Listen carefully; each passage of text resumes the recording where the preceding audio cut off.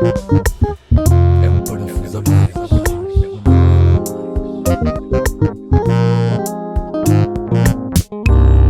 É um parafuso a mais. Parafuso a mais.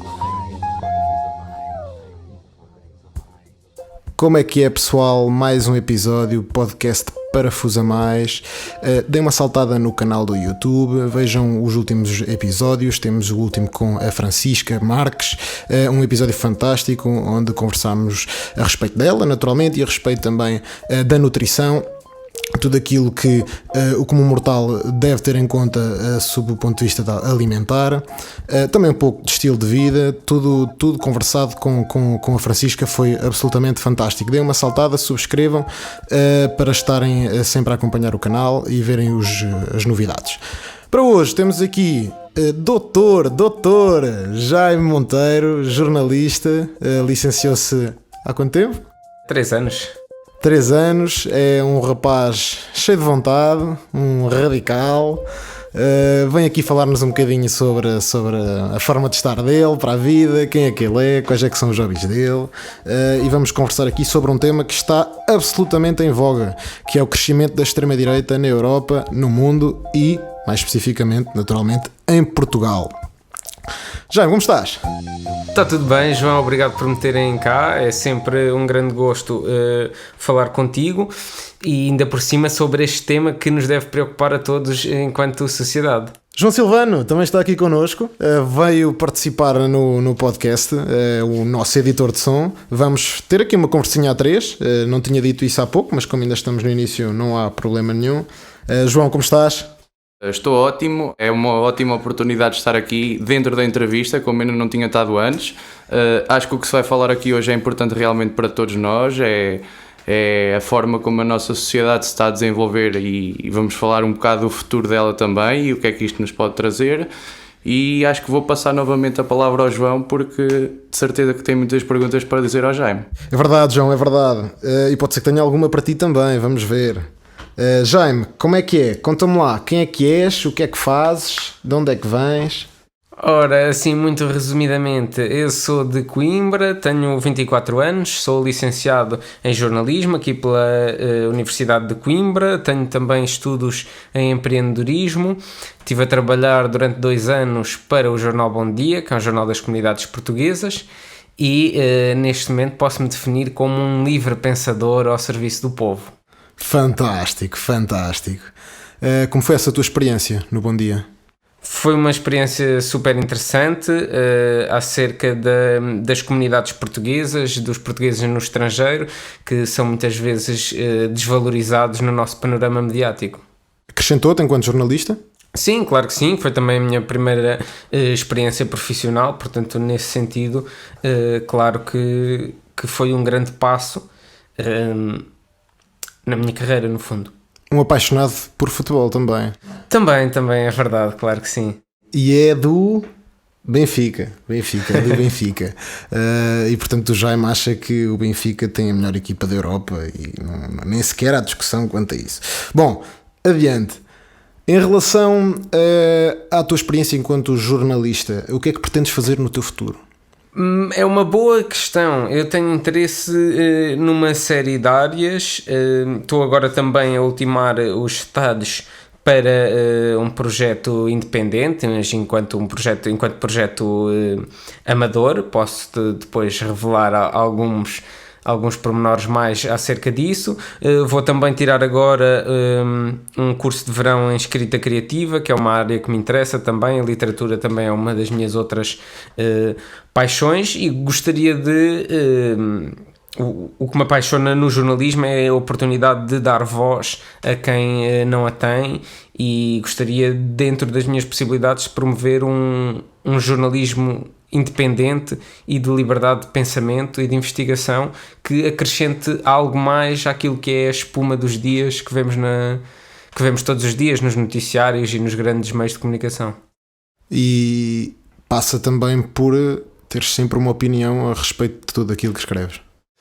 Sim, a opinião, toda a gente tem opinião, todos os jornalistas têm opinião, mesmo aqueles que dizem não ter opinião, porque esses são os conformistas. Portanto, acho que não existe qualquer tipo de objetividade no jornalismo, tudo é subjetivo e eu não fujo à regra e, portanto, qualquer pessoa que esteja a ler um texto meu ou ouvir a minha opinião tem que saber que eu me pauto pela defesa dos direitos humanos, pela promoção da igualdade e pelo idealismo de sonhar com uma sociedade mais justa e que não transforme pessoas em estatísticas. E nesse sentido, como é que está o jornalismo em Portugal? O jornalismo em Portugal, talvez um pouco como em todo o mundo, mas com ainda mais dificuldades devido à pequena dimensão que tem o país, é um jornalismo essencialmente capturado pelos grandes poderes políticos e económicos.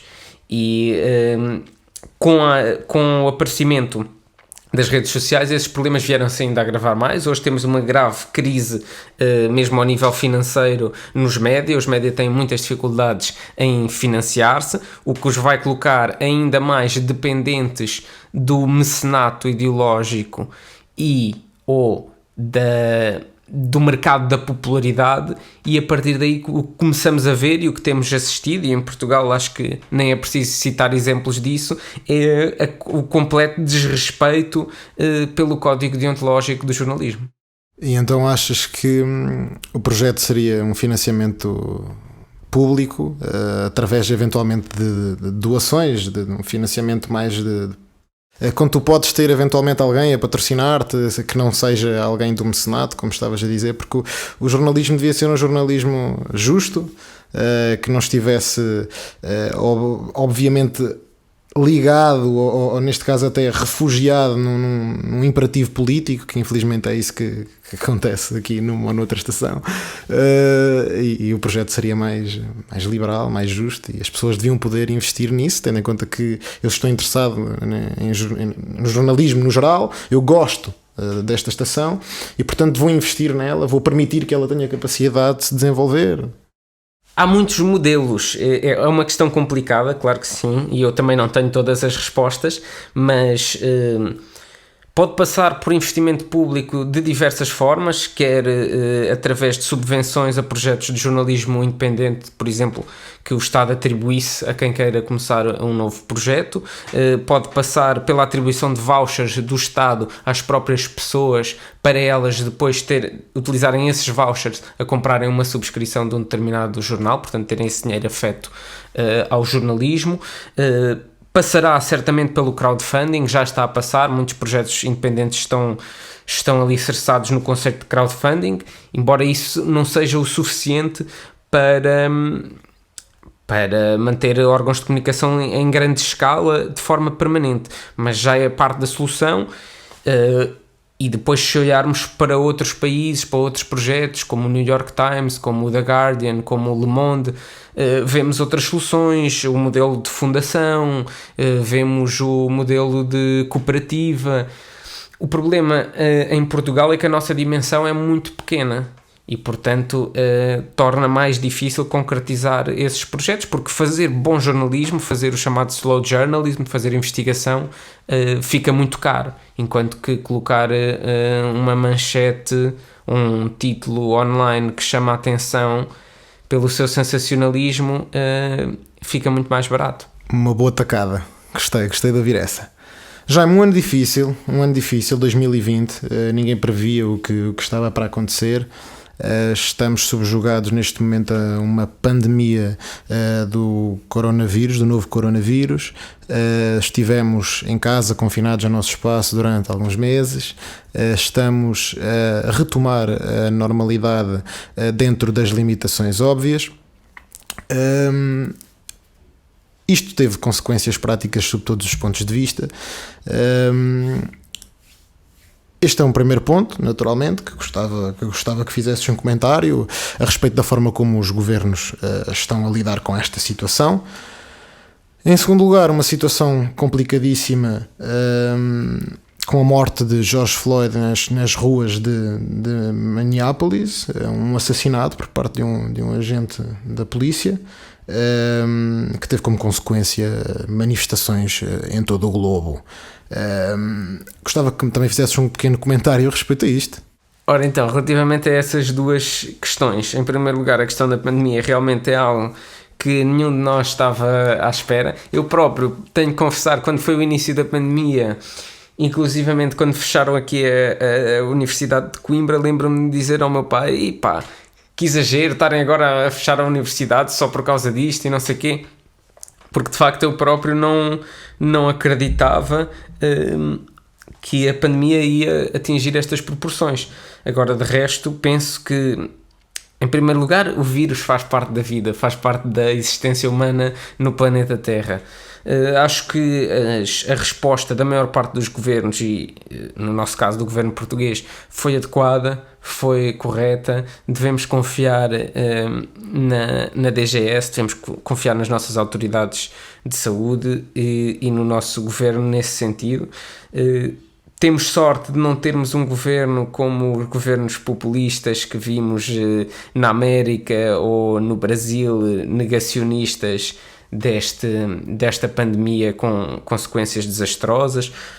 Mesmo um país do norte como a Suécia, um país extremamente desenvolvido, não tomou as melhores opções no combate à pandemia e também pagou o preço com um elevado nível de mortalidade. Na China assistimos também um gravíssimo ocultar da propagação da pandemia, que também teve consequências para todo o mundo.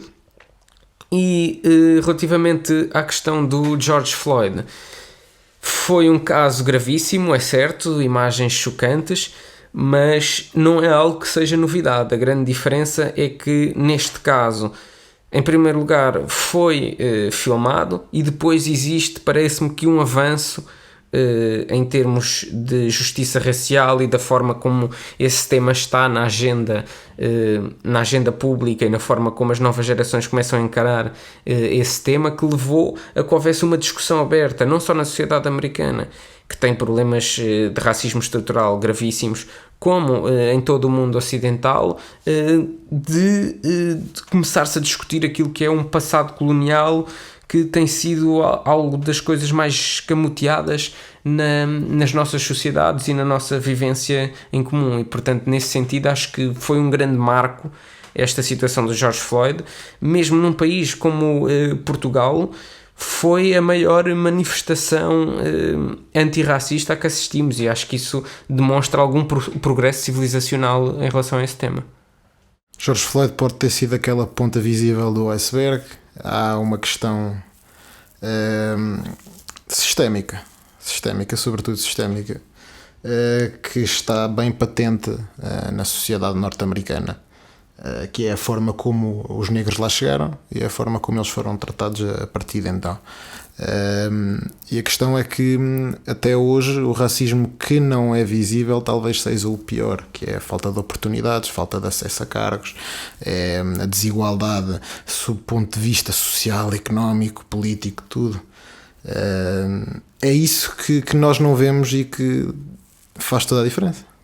Sem dúvida, João. É um racismo estrutural a que assistimos, não é só na sociedade americana, na sociedade portuguesa também assistimos à mesma coisa. Isso depois tem a ver com aquilo que é o próprio modo de produção do sistema capitalista, que vem acentuando todas estas desigualdades ao longo dos últimos 70 anos. Como é que tu vês... Agora entrando já numa forma mais específica, como é que tu viste a atitude de Donald Trump a respeito dessa mesma situação de George Floyd e também, como consequência disso, a forma como ele reagiu às manifestações que se deram um pouco por todo o país? Acho que podemos falar de Donald Trump um pouco mais à frente, mas não me antecipando a isso. Foi uma cena muito icónica, aquela em que ele... no meio das manifestações vem com os seus com a polícia, no fundo, com o exército, libertar as ruas da manifestação para desfilar com uma Bíblia na mão, apenas para irem tirar uma foto, porque estavam a dizer que ele estaria eventualmente num bunker, e ele ia demonstrar que não, que estava ali no meio da rua com a Bíblia na mão e tudo mais. E portanto isto é um momento muito icónico de um presidente que é Donald Trump, que se tem alimentado do caos, tem semeado o caos, é uma figura que só pode existir no meio da divisão social e, portanto, foi um momento que para ele foi de cerrar fileiras também dentro do movimento de supremacia branca ao qual ele sempre esteve próximo. Ele, na altura da eleição dele, quando houve uma facção neonazi que se envolveu em atos de violência, ele disse qualquer coisa do género: há pessoas boas de ambos os lados.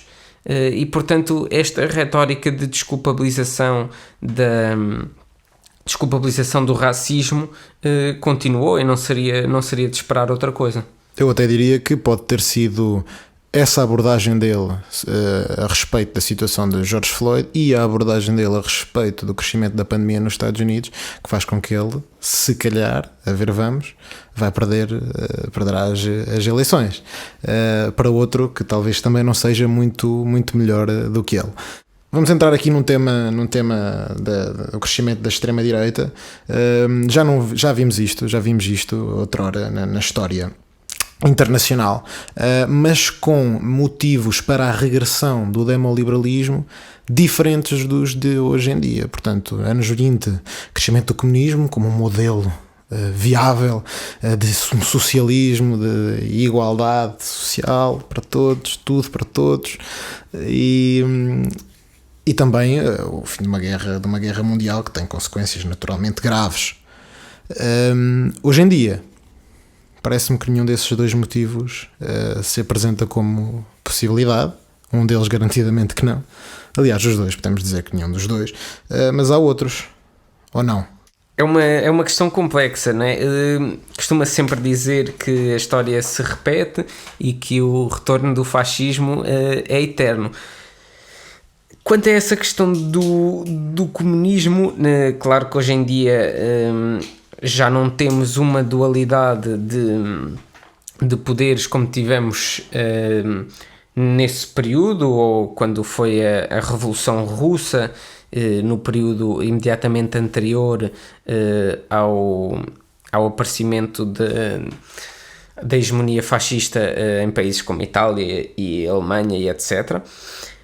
Mas temos o avanço da agenda progressista, que leva a uma ação reacionária, porque o fascismo tem sempre características de um apego a um passado que é imaginário. Vemos isso, Donald Trump é uma versão exemplar disso, com o Make America Great Again. Nós podemos aqui refletir quando é que a América foi great, ou o que é que havia nessa América de great. Portanto, nesse sentido, nós quando vemos agendas que, e muito bem, têm tido um progresso social, um avanço social nos últimos anos, direitos das pessoas LGBT+, feminismo, direitos da mulher, antirracismo, transexualidade, tudo mais. É do progresso social que tu achas que pode advir os movimentos reacionários? É assim... Dos mais conservadores que se vão acabando por juntar mais à direita? O fascismo nunca desapareceu. O que existe agora é um aumento da sua capacidade de mobilização relativamente aos últimos anos. E deve-se em parte a isso. Em parte existem hoje figuras que aparecem no espaço público que antes não estavam lá. Existe o desaparecimento também de certos mitos que sustentavam uma sociedade desigual, e depois, em último caso, é importante refletir que, mesmo não havendo esses dois pontos, a guerra mundial e a dualidade comunista que existiam na altura, mesmo assim o capitalismo nunca vai arrancar, ou o demoliberalismo, como tu chamavas, para um período de acalmia em que tudo vai ficar bem, o fascismo nunca mais vai ressurgir, sem que exista nenhuma alternativa a isso, porque o capitalismo é um sistema que entra em crises permanentes, ele próprio é autodestrutivo, ele vive em bolhas, provoca crises, provoca desigualdades, provoca corrupção e, portanto, a ascensão do fascismo deve-se sobretudo a uma crise interna, de um lado do modelo capitalista enquanto modo de produção e do outro da própria democracia liberal, em que as pessoas basicamente hoje não se sentem representadas na sua ação política, estão cada vez mais alienadas da vida política. Para percebermos um bocadinho melhor agora também a tua forma de pensar sobre este assunto, acho que é importante também percebermos como é que ligamos o jornalismo que tu praticas no teu dia-a-dia e esta questão de realmente o mecenato fazer parte dele e não haver qualquer tipo de independência no jornalismo hoje em dia, com esta ascensão do fascismo neste momento, tanto na Europa como em Portugal. Sim, isso tem uma relação muito direta, principalmente porque esta nova onda de extrema-direita está sobretudo ligada ao grande poder económico, um pouco ao contrário do que víamos no fascismo clássico. Hoje em dia vemos as elites económicas estão muito apegadas a estes novos partidos, a estes novos fenómenos de extrema-direita que surgem agora. E sabemos que a elite económica tem uma grande capacidade hoje em dia, como tu estavas a dizer, de influenciar os média. E, portanto, nesse sentido, nós temos visto que tem havido um benefício mediático à extrema-direita, um bocadinho no sentido até de quanto mais polémico for o que alguém diz, mesmo que seja para criticar, vai estar sempre nas notícias, vai ter mais palco, vai ter mais microfone do que, por exemplo, uma política mais moderada ou que provoque reações menos impactantes. E nas redes sociais, então, aí entra um outro aspecto, também foi decisivo, vemos isso nos Estados Unidos, vimos isso no Brasil, estamos a começar a assistir em Portugal, o fenómeno das fake news, porque as redes sociais substituíram-se ao espaço mediático, que era e é um espaço bastante controlado, pelo menos em termos da factualidade, e as redes sociais não o são, e isso tem sido explorado ao máximo pelos fenómenos de extrema-direita. Na Europa já não é um fenómeno propriamente novo o crescimento da extrema-direita. Eu estou a dizer desde o século XXI. Temos Marine Le Pen, temos o seu pai, temos Donald Trump, pessoas da direita conservadora vai crescendo. Jaime, em que bases é que assenta este poder? Se quiseres falar especificamente sobre cada um deles, estás absolutamente à vontade. Mas é interessante percebermos que países considerados desenvolvidos, não é, sob todos os pontos de vista, começam a desacreditar nos pilares da democracia, que por si só, por ser uma democracia, um regime demoliberal, acaba por ser vulnerável porque permite a opinião de toda a gente e porque os valores por que se pauta são valores que são sempre questionáveis, naturalmente, e é por isso que a democracia existe. Não se esperava isto vindo de países que são tão desenvolvidos, económica, socialmente? Sim. Eu não fico especialmente surpreendido disso acontecer em países desenvolvidos, porque o que nós temos desenvolvido, o que nós nos temos focado enquanto sociedade, enquanto mundo em desenvolver, tem sido condições materiais, tem sido expansão, tem sido crescimento económico, tem sido gráficos de PIB. Não estivemos assim tão focados em desenvolver relações harmoniosas ao nível social. E, portanto, a extrema-direita surge sempre com um discurso divisionista, com um discurso de agressividade, de apelo à violência, e ela surge num quadro em que a insatisfação já existe na sociedade, e essa insatisfação depois é canalizada para esses partidos, e isso tem a ver também, como tu falaste na pergunta anterior, acerca da crise, de uma certa crise da esquerda, embora continue a existir produção de pensamento alternativo à esquerda. A verdade é que com a queda com a queda das sociedades comunistas no final do século XX.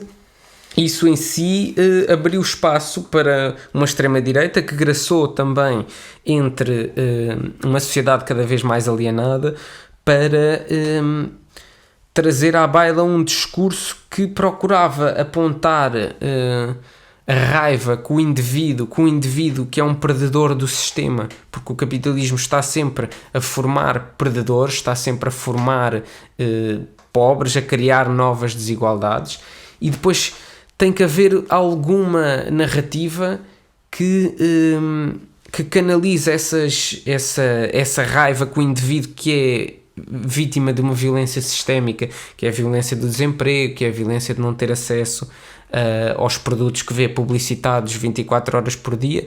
Ele vai canalizar essa raiva para um discurso de mas a culpa é dos imigrantes, é dos ciganos, é dos negros, é dos corruptos, entre aspas, embora os regimes autoritários sejam sempre os mais corruptos, mas é este tipo de retórica que alicerça a extrema-direita. A retórica. O discurso que é tão importante nestas circunstâncias, porque eu lembro-me que já Hitler dizia que oferecia pão e trabalho a toda a gente, numa altura em que isso escasseava, na verdade. E hoje é muito interessante a forma como todos discursam. Há dias enviaste-me um podcast e eu estive a ouvi-lo, em que abordava esta situação, que era a forma como nós bipolarizamos o discurso. Nós somos bons, eles são maus. Nós construímos, eles destruímos. Nós limpamos, eles sujam. E isto acaba por dividir, não é? A população, acaba por fomentar ainda mais o ódio, não é? E a discriminação e tudo o que daí advém de mal. Claro que sim, claro que sim. Chegámos a Portugal. Eu lembro-me quando via aqueles outdoors lindíssimos com ovelhas e depois uma ovelha negra a dizer imigração e rendimento social único, e uma ovelha negra do Partido Nacional Renovador, não era, presidido pelo Dr.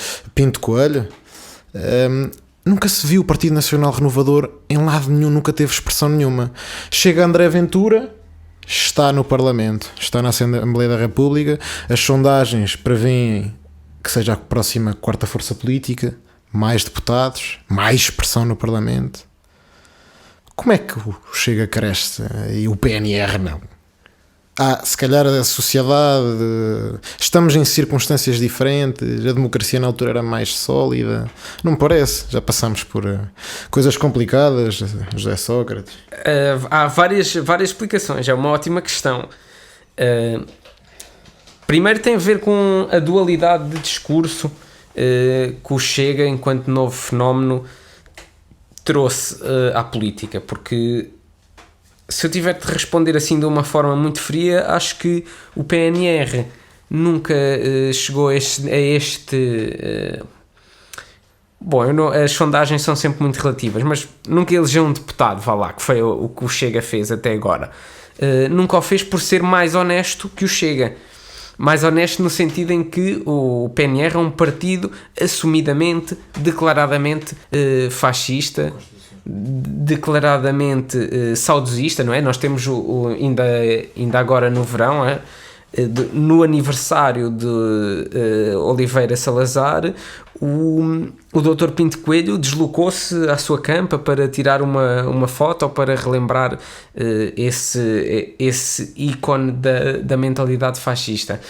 Enquanto que nos Chega, assistimos a um discurso que é muito mais dual, que é trazer constantemente estas questões do nacionalismo, estas questões do dizer que se é antissistema e que se quer uma quarta república, mas depois renega-se sempre o apelido fascista ou antidemocrático ou qualquer coisa assim.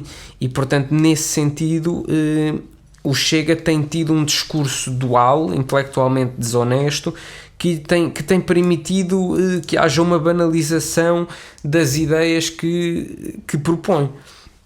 E por outro lado tem a ver também com ser um sinal dos tempos e, portanto, agora com a ascensão do Donald Trump, do Bolsonaro e por aí fora, o Chega surge um pouco a cavalgar essa onda. E depois outra questão é que, embora ele se afirme enquanto o antissistema, é coisa que certamente ele não é, porque André Ventura é alguém que esteve ligado durante anos a fio ao PSD, um partido de massas.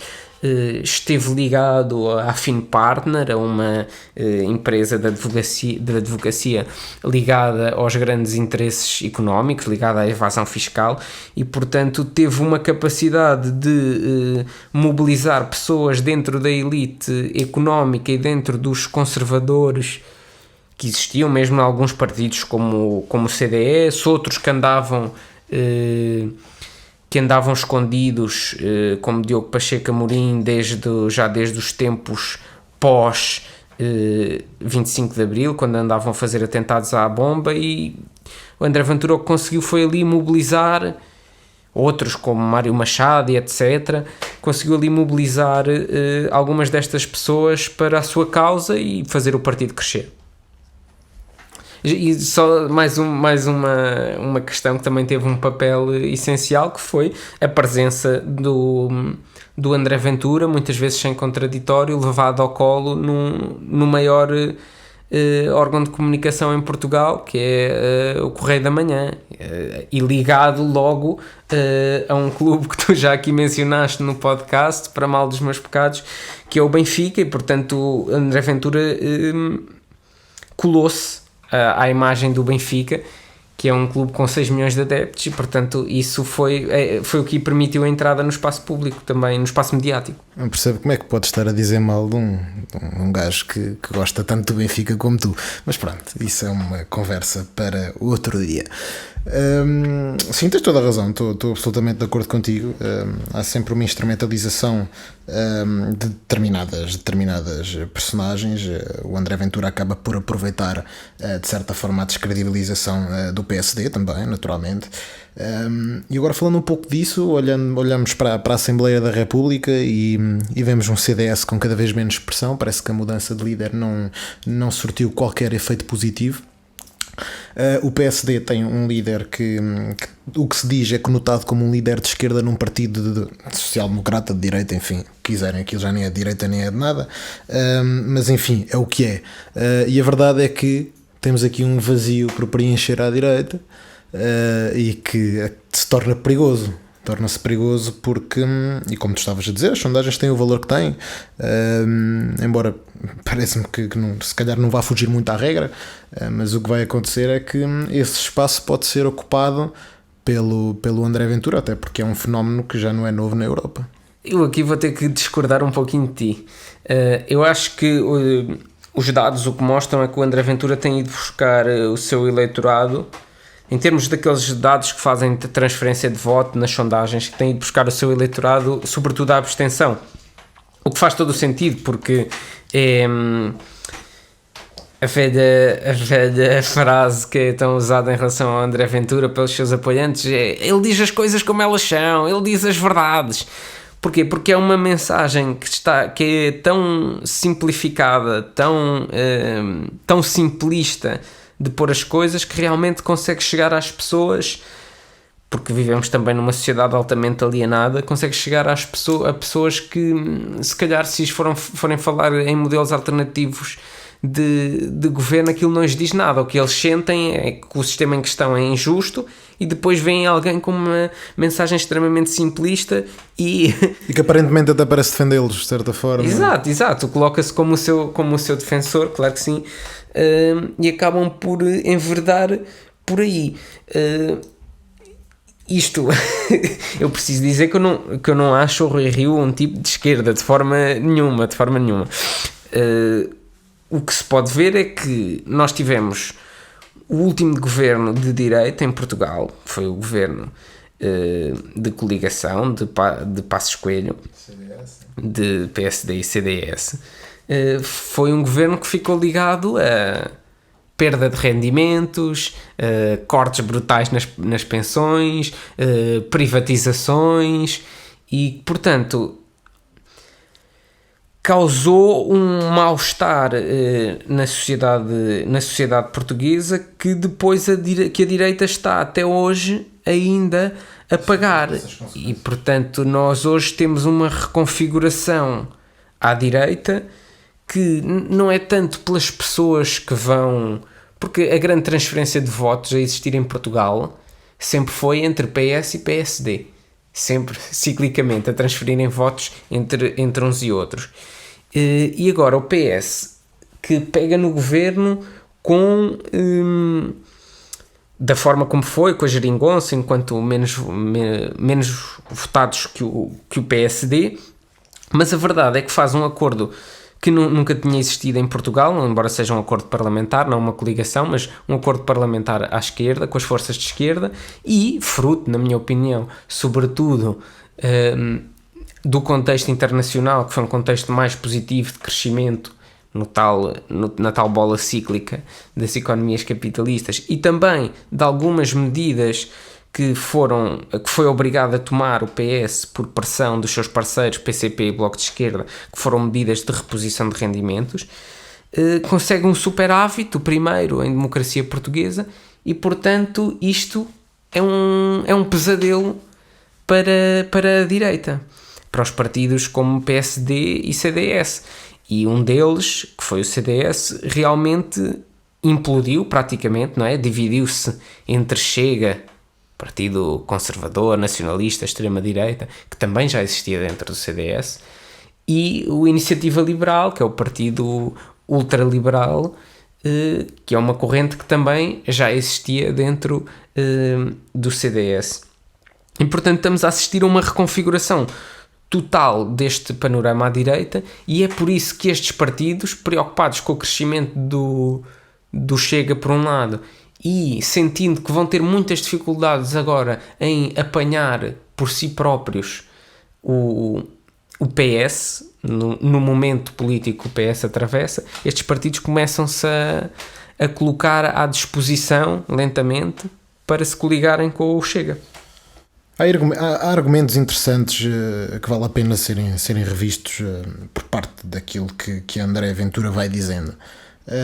Diz que temos que olhar para a história para percebermos que o medo do crescimento da extrema-direita devia ser justamente o mesmo do medo do crescimento de uma extrema-esquerda, e faz alusão aos gulags e aos campos de trabalhos forçados, a tudo o que aconteceu durante o crescimento do comunismo pela Europa e também pela América Latina. Tu achas que este argumento perde-se logo à partida? Sim, sem dúvida. Esse argumento não faz qualquer tipo de sentido. Porquê?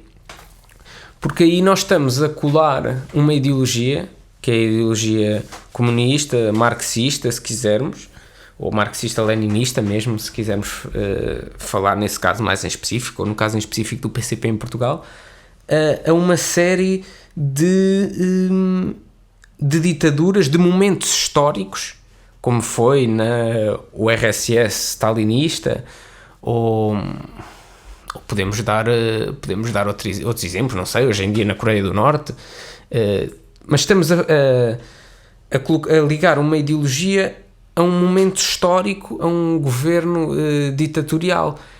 Ora, nós podíamos fazer isso com qualquer outra ideologia, não é? No Chile, também com um governo ultraliberal, também houve atentados, morte de centenas de milhares de opositores políticos, em países capitalistas, ainda hoje em países bastiões do capitalismo, como a Arábia Saudita, o caso de Israel é gritante também, temos máquinas de morte e não vemos essa ligação a ser feita entre a ideologia e aquele governo ditatorial num momento histórico preciso. Ou seja, não há nada de... O Karl Marx nunca disse que era para matar opositores políticos. Não há nenhuma ligação entre a ideologia marxista e os gulags. Digamos assim. Houve um momento histórico em que isso aconteceu. Mas há uma ligação entre o Mein Kampf e o extermínio dos judeus, completamente, claro que sim. A ideologia de extrema-direita é uma ideologia que é violenta por natureza. ela tem uma retórica que é de si violenta, que é uma retórica sempre de exaltação de um passado nacional, que é um passado violento, que é um passado de guerra, seja em que país for, seja em que momento for, há sempre esta lógica de combate. Quando nós ouvimos o discurso da extrema-direita, ouvimos sempre um discurso constantemente bélico. Isto não quer dizer que não possa haver fenómenos de extrema-esquerda em certos momentos, como houve, por exemplo, em Itália, quando houve sequestros de políticos de direita, noutros casos com recurso à bomba. Não quer dizer que não possa haver, não estou aqui a dourar a pílula a dizer que não pode haver o conceito de extrema-esquerda, claro que pode haver, mas certamente que em Portugal não é o PCP, muito menos o Bloco de Esquerda, que são partidos democráticos, são partidos que estão há dezenas de anos no Parlamento, que nós possamos comparar com o Chega, que é um partido que está no Parlamento há uns meses e já fez N propostas inconstitucionais. Tu achas que podemos considerar André Ventura, por exemplo, eu diria no limite o Chega, coletivizando a culpa, enfim, da radicalização da violência nas ruas? Podemos considerá-los autores morais desses conflitos, dessas situações? Claro que sim, claro que sim. Não é... Falando agora, por exemplo, estamos numa altura em que deputadas e ativistas foram ameaçados de morte por uma organização chamada Nova Ordem da Viz. Tivemos um centro comunitário que é o Desgraça, que foi atacado também por skinheads. Tivemos 27 agressões por parte de grupos Emerskins nas ruas portuguesas no ano passado. Os nossos relatórios de segurança interna constantemente mencionam grupos de extrema-direita, ligações internacionais a outros grupos, infiltração nas forças policiais. E, portanto, este fenómeno já existia, não é? Nós tivemos, nos anos 90, os famosos crimes dos Emerskins, do Mário Machado, a morte de Alcino Monteiro. O que acontece agora não é que seja o André Ventura que esteja a organizar estes grupos, nem que eles sejam novos. A grande diferença é que agora este discurso transpira para o espaço público. Este discurso foi normalizado, foi banalizado, ele aparece na televisão, ele aparece no Parlamento, e então estes grupos começam a ganhar não só uma maior capacidade de mobilização, porque já não são tão shady, já não são tão obscuros, já aparecem junto de uma retórica que se normalizou, que se banalizou, sentem-se legitimados, e eles próprios estão mais motivados agora porque sentem que são mais, sentem-se mais fortes, mais dispostos a cometer estes crimes violentos que já cometeram no passado e que se propõem agora a cometer.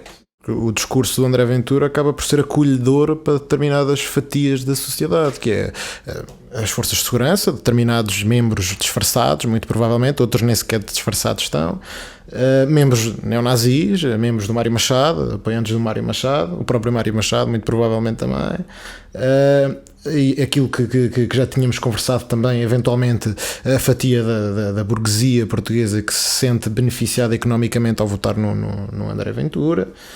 E portanto é assim que ele vai construindo, ou vai se tornando mais robusta a sua presença na Assembleia da República. E com isto eu pergunto: o que se espera para o futuro? Eu acho que nós temos que ser otimistas, sem dúvida. Acho que o funcionamento deste tipo de retórica populista cresce muito rápido, e claro que este crescimento, se tivermos em conta as sondagens, vá lá, do Chega é soberbo, mas acho que vai esvaziar muito rápido, até porque ele, mesmo sendo falsa esta noção de que ele é o antissistema, mesmo para quem acredite nela, ela vai se exaurir, vai desaparecer, porque à medida que ele for continuando a aparecer, ele vai deixar de ser a novidade. E quando deixar de ser a novidade, sobra pouca coisa a que as pessoas se possam agarrar. Portanto, eu acho que devemos estar atentos a este fenómeno, muito preocupados, zelar pela nossa democracia sempre. Aconselho toda a gente a participar nas manifestações antifascistas que têm sido feitas um pouco por todo Portugal em consequência destas situações, mas se há uma coisa, voltando a falar da história como temos aqui mencionado, se há uma coisa que a história nos ensina é que no fim os fascistas perdem sempre. Em relação aos dois partidos que surgiram mais à direita, mais recentemente, Iniciativa Liberal e Chega, já percebemos que o Chega foi aquele que teve o maior volume talvez pelo seu sensacionalismo, talvez por outros motivos que estamos só a especular aqui, não é? Diz muito sobre o nosso povo. Porque é que viramos sempre ao conservador e nunca viramos ao liberal? É estranho, acaba por ser estranho, seja à direita, seja à esquerda.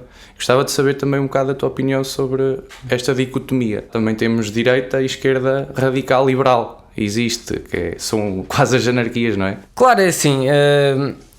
Nós pensamos sempre, eu penso sempre naquele quadro em que tens a esquerda e a direita e depois tens o outro eixo, que é o conservador ou liberal, portanto podendo uma coisa jogar com a outra de qualquer forma, como tu estavas a dizer. Se nós temos uma sociedade especialmente conservadora em Portugal... Talvez tenhamos em alguns aspectos, porque também fomos um país que se libertou do fascismo muito tarde, fomos uma das últimas ditaduras da Europa Ocidental, fomos o último país a descolonizar-se, fomos um país muito marcado pela religião e, portanto, é claro que há uma presença que é transversal ao espectro político. Posso-te dar um exemplo, embora depois tenha sido corrigido, mas, por exemplo... Quando após as manifestações relativas ao George Floyd em Portugal, o próprio Jerónimo de Sousa disse que não havia racismo em Portugal, embora depois o partido num comunicado tenha dito que não tinha essa posição e por aí fora. A verdade é que é muito estranho nós assistirmos a um partido comunista a dizer isso. Ou outros exemplos que podem ser dados, por exemplo, atitudes de autarquias do PCP no Alentejo e etc. Portanto, nós temos uma esquerda que em parte é também marcada pelo conservadorismo, e agora a Iniciativa Liberal, falando sobre esse assunto, apresenta-se como um partido liberal nos costumes, ou apresentava-se assim agora que chegou ao Parlamento, mas começa a dar sinais muito contraditórios, sobretudo nesta altura, relativamente ao Chega, porque tem sido um partido que tem participado na normalização do Chega. Basta ver a forma como o Coutinho Figueiredo se tem relacionado com o André Ventura no Parlamento, e sobretudo... O individualismo é tanto no discurso que eu ouço da Iniciativa Liberal, que até agora, quando houve estas ameaças às deputadas, a reação deles foi do tipo: nós também somos muitas vezes ameaçados e etc. Foi uma banalização deste tipo de situação. O que eu vi a respeito dessa situação foi o André Ventura fazer um pequeno comentário, não sei se foi através do Chega no Facebook, não me lembro bem, a dizer que nós também estamos constantemente a ser vilipendiados, estão constantemente a gozar connosco e a ameaçarem-nos inclusivamente, e agora estes coitadinhos vêm aqui dizer isto.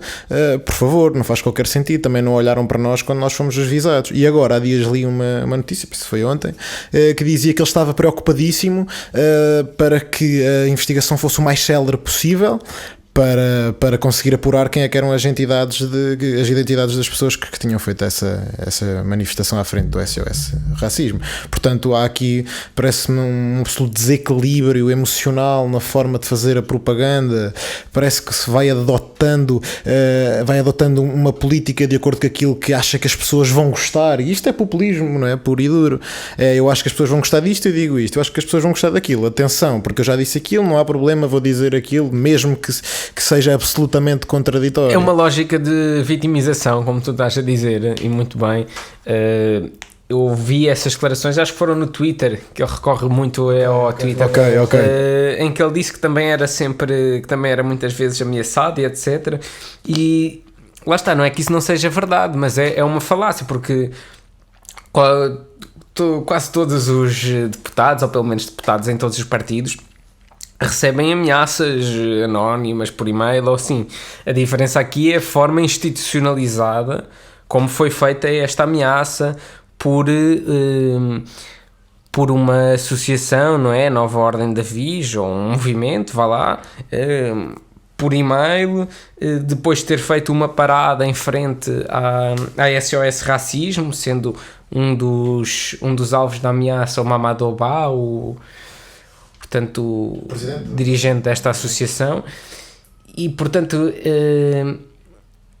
esta lógica do nós também somos ameaçados, nós também, etc, etc, é uma lógica de vitimização que o André Ventura também tem cultivado, esta cultura do o sistema não gosta de mim. Quando ele é criticado, por exemplo, tem sido criticado por artistas, tem sido criticado por jornalistas, por apresentadores, ele vem sempre dizer: pois, estes são os do regime e eu sou o contra-regime. Já para terminar, está a ser fantástico, está a ser enriquecedor. Eu queria que comentasse esta frase célebre, que eu penso que tem tudo a ver com aquilo que nós estivemos aqui a discutir hoje, que é: um povo ignorante é um instrumento cego da sua própria destruição. Sim, é uma frase muito interessante que tu escolheste. Foi o Simón Bolívar, se não tenho erro, né? Que foi descolonizador da Venezuela. Depois foi muito utilizado em discursos pelo Hugo Chávez. E sim, é uma frase que é transversal a países e a tempos, porque de facto é esta alienação que existe, que é generalizada, esta falta de harmonia, esta falta de representatividade, este sentimento de injustiça, esta violência provocada pela pobreza, pelas desigualdades, pela publicidade enquanto instrumento opressor, que tem levado a que as pessoas tenham tanta raiva em si e um entendimento tão parco da forma como o sistema funciona, que acabam por, sem saber como, enverdar por estas soluções absolutamente terríveis e que destroem qualquer país, destroem qualquer sociedade, e é isso que a história provou inúmeras vezes. Muito obrigado, Jaime, foi fantástico. João, uma última paradinha, gostaste? Foi ótimo, muito enriquecedor, como já disseste, João. O Jaime é um ótimo orador também, teve-nos aqui a explicar a sua forma de pensar sobre estes assuntos. E agora, para finalizar, vamos lá ver se não vem cá ninguém da extrema-direita. Eu penso que está ali já um carro em baixo à espera com os 4 piscas ligados. Quando o Jaime sair, vocês não vão conhecer mais o Jaime vai simplesmente ser absorvido e nunca mais ninguém o vai ver. Fora de brincadeiras, foi fantástico. Agradecer-te este tempinho, desejar também muito, muito boa sorte para esta nova experiência na qual vais mergulhar a partir de amanhã. Desejo-te, como é natural, que corra tudo bem. Acho que sinceramente não vais precisar de grande sorte, porque talento tu já tens, e portanto o ideal é ires e acreditares que tens tudo para se ingrar. Obrigado eu por me terem convidado, por ter estado aqui convosco, João e João, Dupont e Dupont. Foi fantástico. Acho que o projeto que vocês estão aqui a desenvolver é super interessante, é super importante. Eu estive a falar um pouco de média alternativos no início e é o que vocês estão aqui a fazer. Estão aqui a fazer um podcast que é um momento também de aprendizagem, que é o momento também de falarmos de coisas que podem estar fora do panorama mediático mais imediato, e acho que toda a gente vai gostar de ouvir. Muito obrigado, Jaime, grande abraço para ti. Pessoal, não se esqueçam, como já disse no início, subscrevam o canal, vejam os vídeos, é sempre bom. Penso que o objetivo disto é criar conteúdo e ao fim e ao cabo enfiar parafusos na cabeça. Portanto, pessoal, bora lá, parafusa mais. Eu